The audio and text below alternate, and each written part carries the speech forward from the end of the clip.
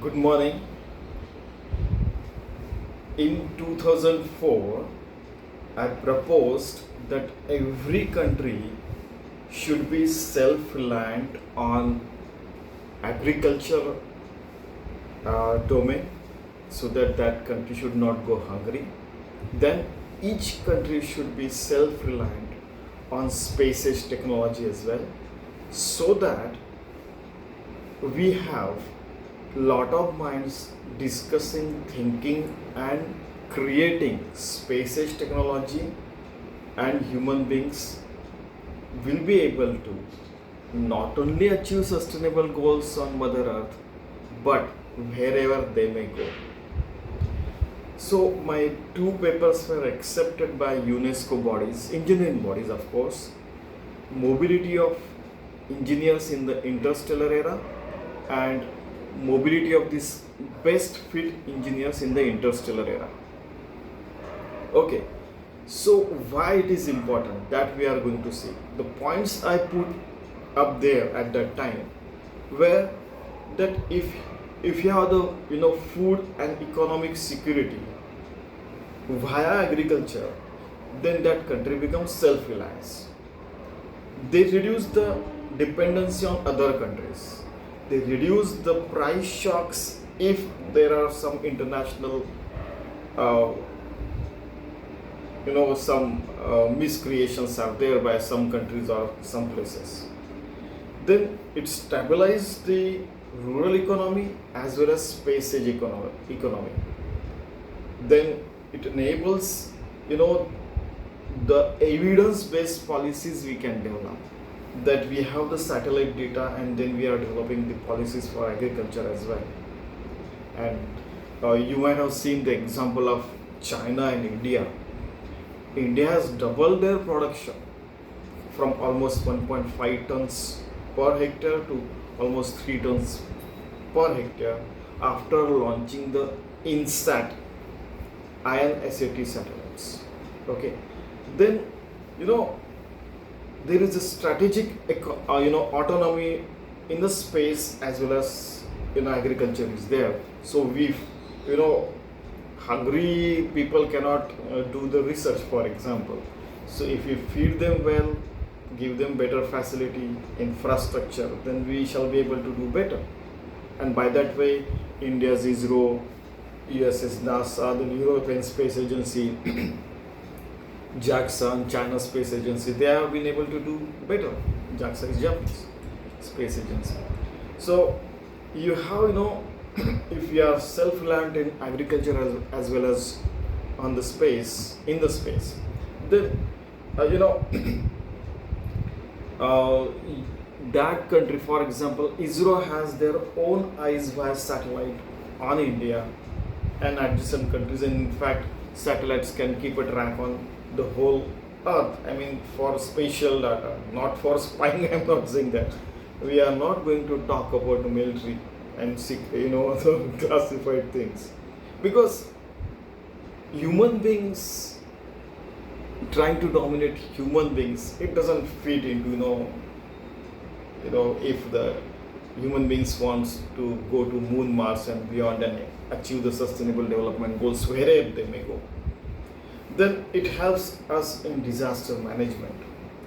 Then if that nation is has the sovereignty of data, it doesn't have to depend on others in any security issues. There is a cost advantage as well. For example, everybody knows, means this paper was published in 2004 and 2006-7. In fact, it was accepted in 2004 and later it was published in 2006 and 7 as well. So after that, after some 10-15 years, India went on to launch the Mars orbiter at the lowest cost, because if you have all the technology to manufacture at your home, the home cooked food is the cheapest and the best.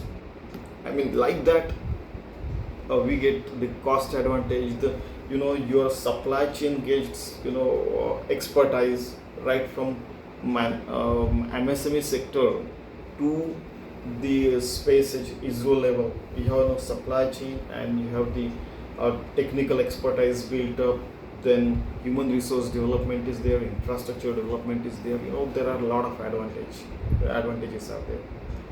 It is just, in fact, another factor is agriculture and space. These connections are force multiplier for any nation. It builds the capability, in crop forecasting, then drought monitoring, then pest control, insurance policies. It can give a proper insurance policy, and then satellite data can decide where the famine is there. I mean, what are the which are the places where the disaster occur and all those things.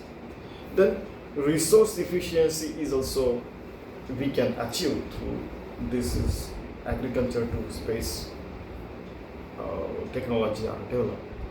Then in this climate change and environmental disasters that we are facing, we shall be able to control it if we monitor it well and have the infrastructure and human resources be developed properly in that case, because we have real-time data, and then we can use the quantum computing, artificial intelligence, and train the people for the best. I mean, you see, it was published in 2004, and that is coming out to be true that yes, this is the deadly combination. If all the nations have these technologies, imagine somebody is thinking in that direction, somebody is thinking in that direction, somebody builds a cheaper technology, somebody develops a technology which will be useful on the moon, some country or some company develop a technology that can do, if 8 billion people work on this, the result will be different. Only one company working on this, the result will be different. Only one nation working on this, the result will be different. So, united we stand, we will be able to survive. But if we disintegrate, if we keep quarreling and create war situation, then we don't know, we might go dinosaur way. These are 95% of the sentences I already have spoken in that conference. Then, there are broader advantages at national, international, and local level as well. We build the innovation, research and development ecosystem in that countries, because space is whatever is required there in space. Example of ball pen by NASA is very famous. The robotic arm used in the space, and there are several materials developed by NASA, several things that ISRO developed, and those are used in the everyday life nowadays. Okay, so technologies go, get evolved further and further, and in the better way, in fact. Then there is if a nation, for example, when ISRO in the first go, went to Mars and took photographs, it was a geopolitical leverage for them. Other countries follow, they take it as an inspiration. They also follow the same. And it inspires a lot of people, a lot of students. Next generation will be able to do better than this. There are many ways, once, we are talking about crisis proofing. Once what happened, there were, a lot of insects were coming from one place to and going from one place to another. They were attacking the agricultural crops. I hope you know which insects I'm talking. So the satellite tracked it, and India was able to take the foolproof plan for that. Take on them. So crisis proofing is also possible, and FAO, United Nations, they are all working together, in fact. And now you see the supply chain from agriculture, basic food, to the space age, and developing so many industries. We are talking, it creates jobs as well. Then you have imagine everything is going hand in hand. Then that country definitely not only becomes self-reliant in job creation. Job creation, self-reliance is also very important. Another country's companies coming into your country and then creating a job, and your own country is creating the job. These are two distinct things. So job creations is very important. At that time, NASA's revenue was something in the range of 2000, some almost $25 billion was there, something like that.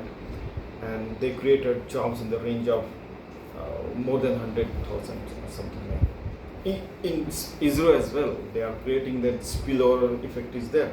Even a small nut manufacturing requires a MSME. So, it creates the job. And grassroots level technology transfer is there and people get inspired. So, it's in fact a deadly combination, becoming self-reliant. Every country becoming self-reliant from agriculture to the space age. So that's the message I have given, in that research paper. Then, why it is important? Because if we develop present human resources at this level, having technology, we have, some fundamental technologies only. We have not gone to, we are not traveling at the speed of more than light at present. So we have only basic technologies. If we prepare well our mindset and all things better, then in the next generation, when we'll have the algorithmic drive, the which the drives which take us to other stars and all these places. But if we go there, what we are going to do? Are we going to create a war situation like today and going to fight with each other, or are we going to achieve sustainable development goals there as well? That will be very important. If we take care of this issue right now, then human civilization will be able not only be able to achieve sustainable development goals on Mother Earth, but also on Moon, Mars and beyond. Multiple universes, multiple dimensions, multiple celestial bodies. And who says there are no lives there? Life exists everywhere. We don't have technology to capture that. So we'll be able to develop those kinds of technologies. If anybody has issue that how can the life exist on Sun or some other icy planets, please come to me, I shall explain. Life exists everywhere. I have the proof. So let us try to achieve, sustainable development goals on Mother Earth, Moon, Mars and beyond, and develop our human civilization as a humane civilization, right? Rather than, we have a MAD situation, mutual assured destruction.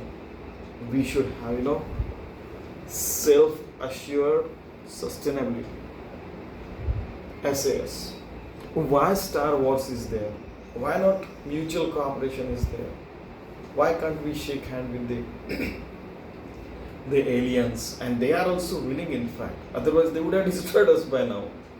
We should shake hand with them, find out more and more aliens, intelligent species. In fact, there are, I can tell you, assure you, many have seen, there are many intelligent species, not only in our universe, but in other universes and multiple dimensions. You will say there is only one universe and all fantastic things. Your science is just, kindergarten science then. Our science has to evolve, except there are infinite universes are there are infinite dimensions are there. If your technology cannot detect and all these things, then your technology is at a nascent state. We have to evolve further. We have to accept the fact that we are not only the intelligent species in the infinite universes. So you will say, why you start such things on 1st May? Because from 1st May it starts holiday for the children. So I don't have to drop children to school at 7 o'clock or something like that. So we get a lot of time. 1st May to something, June or something. So it's my request to the whole human civilization that we have a lot of concepts like Sarve Pisupina Santu, Sarve Santu Dinamaya, Sarve Bhadrani Pashantu Ma Kaschid Dukkma. So everybody should get best facility for living, for surviving, for earning, for taking care of their families and all those things. So that everybody lives happily. We have heaven on earth. We have Ram Rajya. We have so many concepts are there. You go to any culture, any civilization, you will find such concepts. Jannat, heaven, and all this. Why cannot we create on Mother Earth? So that other stars they look at us. Oh, the heaven is there. They will feel, and we should feel it while we are living. Okay. So while we are living, while we are in this life, we should be able to achieve sustainable development goals, and we should be able to live in peace while we are alive. Let us create such a beautiful Mother Earth with human civilization as a supreme civilization. Every human being a supreme being and taking care of all the entities. Om Shanti Shanti Shanti. It means let there be peace and prosperity everywhere. Thank you very much.